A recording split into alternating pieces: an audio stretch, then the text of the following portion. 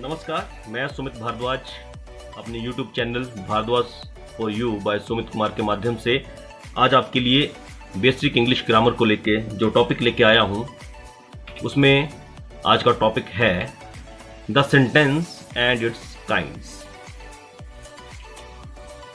सबसे पहले आप इन सेंटेंसेस को थोड़ा स्टडी करिएगा और मैं पुनः आपसे गुजारिश करूंगा कि इन सेंटेंसेस को या तो कॉपी पे लिख लें या स्क्रीनशॉट रख लें। कॉपी पे लिखना बेहतर रहेगा।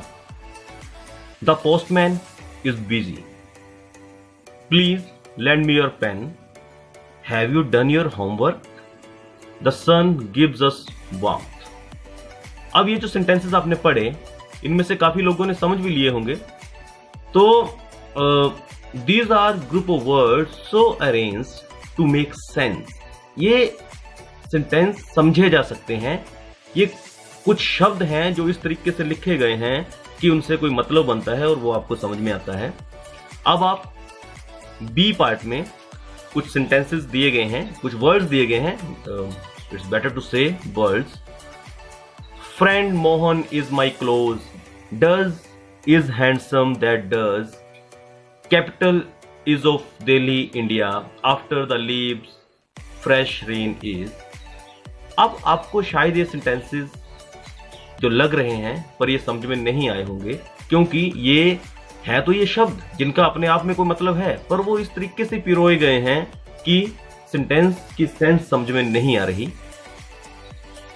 The words arranged in A R making sense. ये आपने देखा कि जो ए में वर्ड सेंटेंसेस थे, जो वर्ड्स थे वो इस तरह से अरेंज किए गए थे कि कुछ सेंस बनती थी, परंतु The words given in B are jumbled words। जो B पार्ट में दिए गए हैं वो jumbled words हैं, उनको हम सेंटेंस नहीं कह सकते।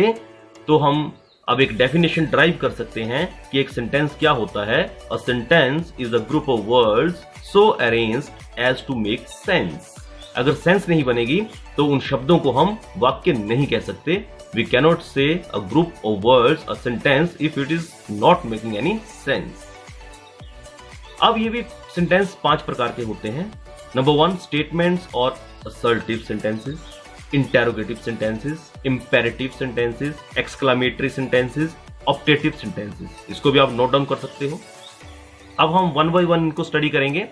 सबसे पहले आ गया स्टेटमेंट्स और असर्टिव सेंटेंसेस। साथियों, ऐसे सेंटेंसेस जो स्टेट फैक्ट्स, जो फैक्ट्स के बारे में बताएं, डिक्लेयर समथिंग या किसी चीज के बारे में डिक्लेयर करें, उनको हम स्टेटमेंट कहते हैं या असर्टिव सेंटेंसेस कहते हैं। और इन सेंटेंसेस के एंड में फुल स्टॉप लगता है। अब नीचे दिए गए अगर आप सेंटेंसेस को पढ़ें, a cool breeze is blowing, she comes of a noble family, Shri Jairam Thakur is the chief minister of Himachal Pradesh, the sun rises in the east, the headmaster came here yesterday. ये सारे सेंटेंसेस हमें कुछ न कुछ बता रहे हैं, एक कोई फैक्ट बता रहे हैं या फिर किसी बात को डिक्लेयर कर रहे हैं और इनके एंड में हम फुल स्टॉप लगा रहे हैं। तो इनको हम बोलते हैं असर्टिव सेंटेंसेस, स्टेटमेंट्स भी कहते हैं और डेक्लरेटिव सेंटेंसेस भी कहते हैं। अगली टाइप है हमारी इंटेरोगेटिव सेंटेंसेस। ऐसा सेंटेंस जिसमें हम वी आस्क अ क्वेश्चन और मेक एन इंक्वायरी। हम कुछ जानने का प्रयास करते हैं, कुछ पूछते हैं, कुछ जानकारी हासिल करने का प्रयास करते हैं और उसके एंड में sign of interrogation, question mark लगाते हैं। उनको हम इंटेरोगेटिव सेंटेंसेस कहते हैं। Where are you coming from, यहां पर भी हम पूछ रहे हैं। Is the teacher calling the roll, do you know her, have you finished your meal, why are they playing in the park. ये सारे इंटेरोगेटिव सेंटेंसेस के एग्जांपल्स हैं। तीसरी टाइप है imperative sentences. Imperative sentences expresses a command और order. जहां पे हम कमांड देते हैं, ऑर्डर देते हैं, रिक्वेस्ट करते हैं, एंट्रिटी मतलब विनती करते हैं, एडवाइस देते हैं मतलब सुझाव देते हैं या कुछ प्रपोज करते हैं। तो इस तरह के सेंटेंसेस को हम इंपेरेटिव सेंटेंसेस कहते हैं। नीचे आप एग्जांपल देखिएगा, शट द डोर, यहां पर हम ऑर्डर दे रहे हैं या कमांड दे रहे हैं। बी है please give me your notebook, please लग गया मतलब हम रिक्वेस्ट कर रहे हैं। Have pity on the poor one, कि बेचारे जो भी सामने है बेचारे पर दया करो, तो हम एंट्रिटी कर रहे हैं, विनती कर रहे हैं, let's go to the library. ये एक प्रपोजल है। You should eat more fruits, ये एक एडवाइस है। तो इस तरह के सेंटेंसेस जिसमें कमांड हो, रिक्वेस्ट हो, एंट्रिटी हो, प्रपोजल हो, एडवाइस हो, उनको हम इंपेरेटिव सेंटेंसेस की कैटेगरी में रखते हैं। Exclamatory sentences expresses a strong and sudden feeling.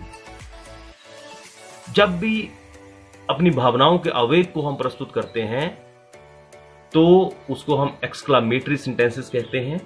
और ये फीलिंग ऑफ जॉय हो सकती है, फीलिंग ऑफ पिटी हो सकती है, feeling of surprise, feeling of admiration. और इसमें हम साइन ऑफ एक्सक्लामेशन का प्रयोग करते हैं। आप देखिएगा इन सेंटेंसेस को, hurrah our team has won the match, how lovely the scenery is, sign of exclamation. इसका मतलब एक्सक्लामेटरी सेंटेंस है ये। यहां पे हम अपनी फीलिंग दिखा रहे हैं, feeling of admiration, feeling of joy, what a beautiful picture, what a sad end, alas his father is no more. तो इन सभी में हम अपनी फीलिंग्स को एक्सप्रेस कर रहे हैं। सडन फीलिंग्स हैं, स्ट्रॉन्ग फीलिंग्स हैं, तो ये एक्सक्लामेटरी सेंटेंसेस की कैटेगरी में आएगा। Last one is optative sentences. इस ऐसे सेंटेंसेस जिनमें हम अपनी विश, अपनी डिजायर और प्रेयर को एक्सप्रेस करते हैं, they are called optative sentences. और जनरली ये मे और विश जैसे शब्दों से शुरू होते हैं। केवल मे अंडरस्टूड होता है। तो इसके एग्जांपल्स आप देखिए, मे ही प्रॉस्पर इन लाइफ, जो भी हम ऐसा विश करते हैं, may God bless him with all success, may you live long, wish U a very successful and married life, wish U a very successful married life, wish U A happy journey. तो इस तरह के जो sentences हैं, मे और wish लगा है, ये ऑप्टेटिव सेंटेंसेस की कैटेगरी में आएंगे। तो आपसे आशा रहेगी कि इस तरह के और सेंटेंसेस को ढूंढें, एक लिस्ट बनाएं, कम से कम 10-10 सेंटेंस आप प्रत्येक कैटेगरी के ढूंढें और उन्हें लिखें। क्योंकि मात्र वीडियो देखने से बेसिक्स नहीं आएंगे, यू हैव टू प्रैक्टिस। मैंने अपनी एक पिछली वीडियो में भी आपको कहा था कि English can only be learn by listening, by reading और बाय प्रैक्टिसिंग। तो आप जितना अभ्यास कर लेंगे वो आप उतना ही इस भाषा में पारंगत होते चले जाएंगे। Thanks for watching. और वीडियोस के लिए Bharadwaj for you by Sumit Kumar को सब्सक्राइब करिएगा। धन्यवाद। जय हिंद, जय भारत, जय श्री राम।